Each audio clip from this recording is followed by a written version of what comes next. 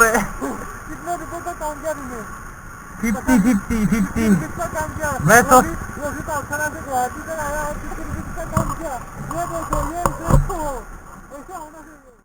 নমস্কাৰ hello' guys welcome back to my YouTube channel. আজি মস্ত ঠাণ্ডা মৰ্ণিং ওলাইছোঁ, মানে গুৱাহাটীলৈ যাই আছোঁ পাঠশালাৰ পৰা, আৰু মোৰ লগত গৈ আছে পলাশ আদি। আপোনালোকে চিনি পায়ে, মোৰ ইউটিউবত মানে ভিডিঅ'ত দেখাই পাই থাকে। কি হ'লে একদম বেছি অহা নাই, চাইডে আহিছে। মৰ্ণিং ওলাইছোঁ, বহুত কুঁৱা দি আছে, একদম ভঙাময় হৈ আছে। মই যেতিয়া ওলাইছিলোঁ তেতিয়া মানে ব্লগিং কৰা অৱস্থা একদম নাই, পুৰা ধোৱা ইয়ালৈকে দেখা পায়, তাৰে আগত দেখা নাপায়, এনেকুৱা হৈ আছিলে। অলপমান ক্লিয়াৰ হ'ল ৰাস্তা, সেইকাৰণে কেমেৰাটো অন কৰি লৈছোঁ। আপোনালোকেতো গমেই পায় অসমত কা বিৰোধিতা আন্দোলন চলি আছে। মই এজন অসমীয়া হিচাপে এই কাক বিৰোধিতাই কৰোঁ। এই ঠাণ্ডা ৰাইডৰ মাজত চাহ কষ্ট হৈ যায়। অ বন্ধু, চাহ হ'ব নাকি? তই ৰুটি খা, মই চাহ খাই লওঁ।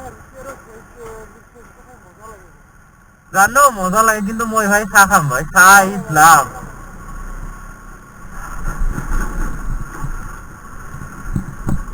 হাই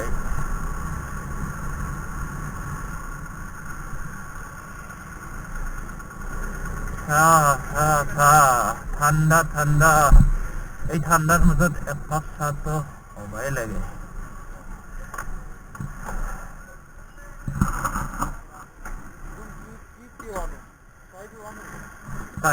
চাই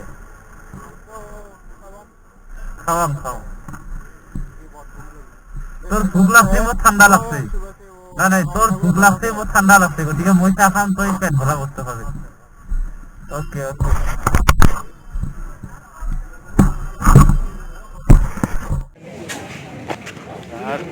सात हजार दुटा फ्री दुटा भाग दोनों दुटा 7,000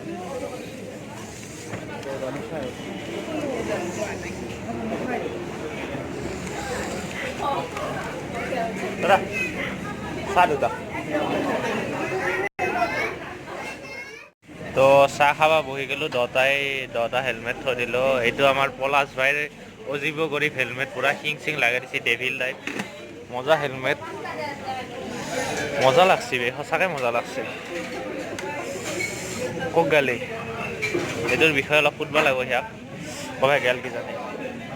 কেমেৰা একদম ফগি হৈ গৈছিল, মুচি ল'লোঁ, ইয়াৰো একদম একে অৱস্থা হৈ গৈছে।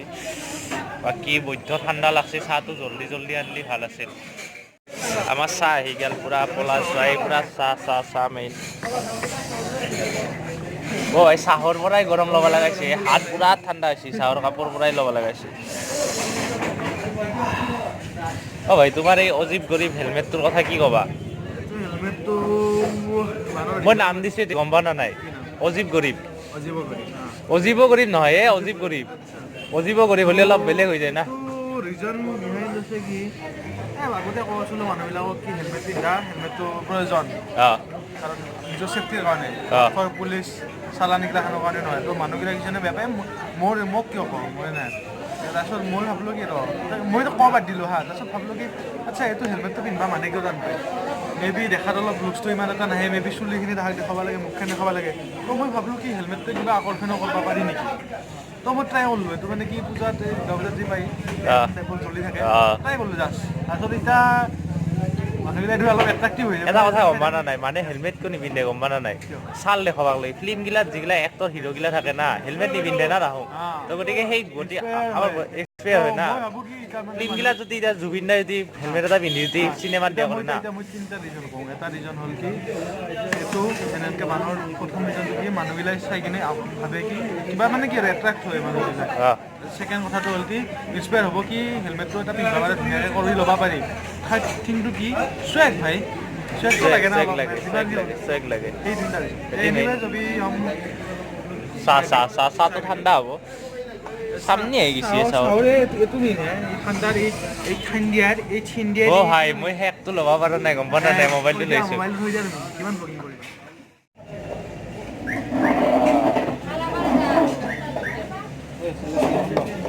হ্যাঁ বাবু বিছানা এই ঠান্ডা ভাই গম পানা নাই চাহৰে সদ লৈছো ফ্যান দিয়া কি ফ্যান দিয়া ঠাণ্ডা নহয় চিয়াণ্ডা পলাশ ভাই কৈছে ও বন্ধু মোৰ মস্ত ঠাণ্ডা লাগছে চলাব মন নাই মস্ত নহয় মস্ত ফ্যান দিয়া এটা কাম কৰো দে 10 খান গাড়ী ট্ৰাকত উঠাই দিওঁ দি কিনে আমি দে বাছত গুচি যাওঁ তই মোৰখন চলাবি না ল এতিয়া মই এখন কি কৈছিলা প্ৰেক্টিকেল নহয় না কি কৈছিলা প্ৰেক্টিকেল ইমান এটা নহয় কাৰণ কৈছো মোৰ ভিডিঅ' এটা আহি আছে চাই লওক 5 reason to buy an Aprilia SR 150 and 5 reason not to buy an Aprilia SR 150 চেনেলটোৰ নাম কৈ যাওঁ পলাশ আদি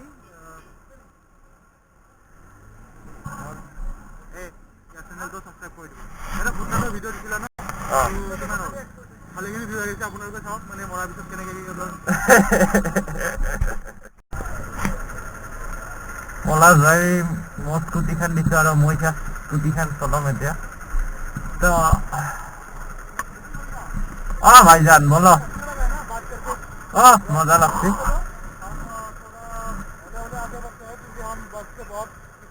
हाँ चलो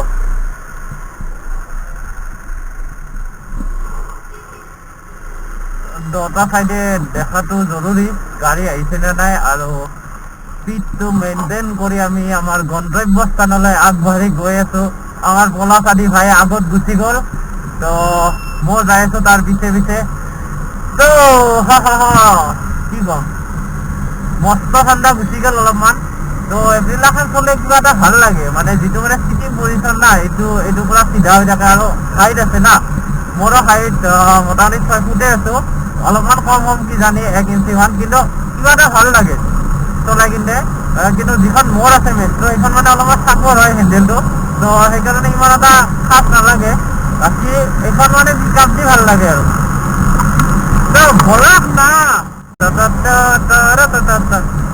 মই এটা কথা বুজি নাপাওঁ এতিয়া যে ৰাস্তাত ইমান মই গন্দি মাজি কেইটা আছে 1 2 3 4 5 6 7 8 9 10 11 12 13 14 15 16টা হাৱে স্পীড ব্ৰেকাৰ দিয়াৰ কি কাৰণ চবচে ডাঙৰ কথাটো হ'ল এই স্পীড ব্ৰেকাৰৰ মই কম কি লাভ হৈছে নাজানো এক্সিডেণ্টৰ পৰা বাচ হৈছে না বাচা নাই মই এইটো গম পোৱা নাই কিন্তু ইয়াৰ পৰা বহুত প্ৰব্লেম হৈছে প্ৰব্লেম ধৰক মই এনেকুৱা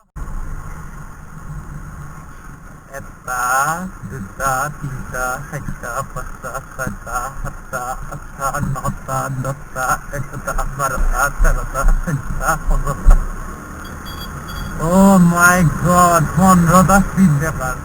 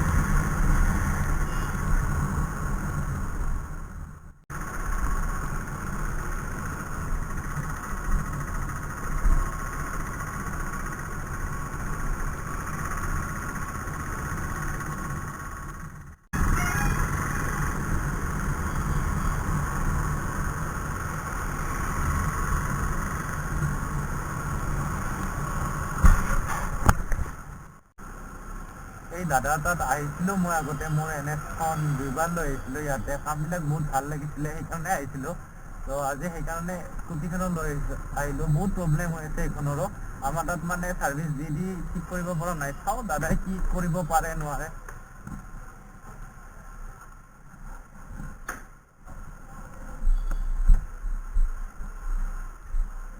দাদা হ'ব না উল্টা পাল্টা প্ৰব্লেম দি আছে এই কিবা যাই থাকিলে কিবা এই ইগনিশ্যনটো অফ হৈ যায় মানে পিকআপটো যে কমাই দিওঁ তেতিয়া ইগনিশ্যন অফ হৈ যায় আৰু কিবা চাউণ্ডটো কিবা সেই নাই স্মুথনেছ নাই চাই লওক